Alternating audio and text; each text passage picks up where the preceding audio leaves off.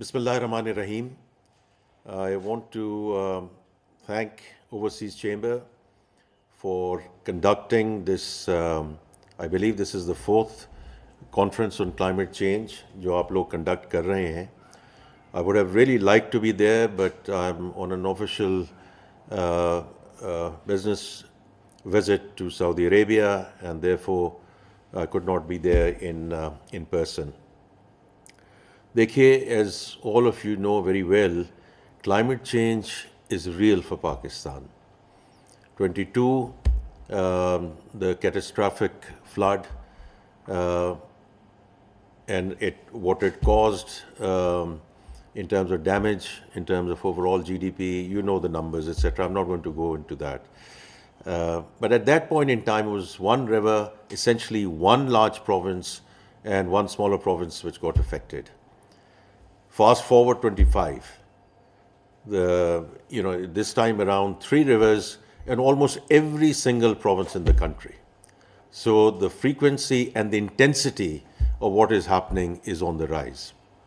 And therefore, I've been very clear, so have a lot of my cabinet colleagues, all of those who are present in the room or on the screens would fully agree with us that this is a real existential issue for Pakistan, because it's not about the immediate economic recovery and stabilization and growth. This is all about our ability to realize our potential as a country, and the only way that's possible is if we negotiate this challenge with a real sense of urgency. अब देखिए, उसके लिए the various building blocks are in place, have been in place. Our NDCs, the National Adaptation Plan, the Climate Prosperity Plan, which has come out, also the Green Taxonomy, which has been rolled out by the State Bank. It was in Baku that we had rolled out the country climate finance strategy. So a lot of these building blocks are in place. Now, when we come to funding, because हम हमेशा बात करती हैं billions of dollars of gap, पर मैं हमेशा ये बात करता हूँ कि जो है उसको तो इस्तेमाल करें. And of course, we should continue to talk about the gap.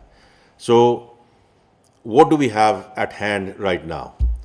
So, first of all, the support that we have from the multilaterals.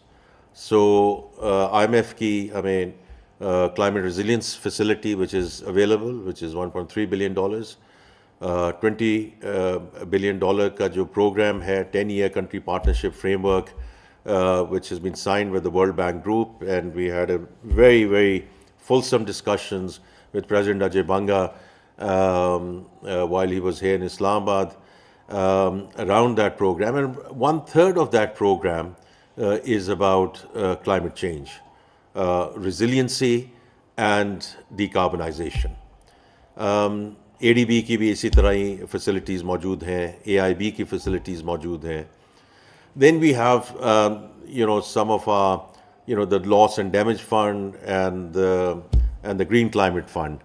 अब इनका मसला ये सिर्फ ज़रूर है कि these are there in the form of grants, but the issue is that some of this has not been operationalized the way Sharm el Sheikh में ये decision हुआ था, number one. And number two, we have turned them into very large bureaucracies. Even before you can talk about funding, getting accreditation going is an issue, and this is not something which I'm saying here in this forum. I've been very public about this on international forums as well. But then you also see other resources which are available. It's very, I hope Acumen Fund, gets all their funding in short order. इससे पहले हम international capital markets में भी और domestic capital markets में भी इस चीज़ को टैप कर रहे हैं. The WAPDA's inaugural bond, which was done a few years back, was a green bond. इसी तरह जो green sukuk यहाँ इशू किए गए हैं in the domestic market. The Panda bond, which is underway at this point in time, and hopefully we can execute it sooner than later. During Q1 is going to be a green bond. And then, of course, we have other things which are going on in terms of carbon credits and debt for climate and debt for development swaps, etc. All these areas are available, जहाँ ये funding की sources हम इकट्ठी कर सकते हैं. इसमें मैं दो चीज़ें, and then I would conclude. One is that the role of the private sector. And that's where all of you become so critical in terms of your thinking, in terms of especially the knowledge, the know-how, the success transfer that you can do from other locations where you are, and how you can help the country. Because from my perspective, it's not only funding, it's really the technical support and the technical know-how and the knowledge transfer which can come in. And that goes into my last point, which is about capacity building, which is about bankable, investable projects, जहाँ ये funding जो इस वक्त available है उसको mobilize किया जा सके. And that's where I'm hoping that during the course of this conference, again, you will give a lot of time in not only in terms of what and why, because I think we are all in wild agreement that this is a real issue for Pakistan, whatever and wherever the world might be moving towards.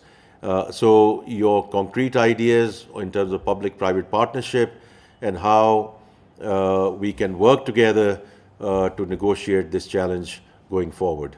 Once again, I'm very grateful to Overseas Chamber for organizing this conference, for inviting me, and I wish you all the very best for the conference itself, and look forward to all your thinking and deliverables and discussing when I visit Overseas Chamber next, or you send me your proposals. Thank you again.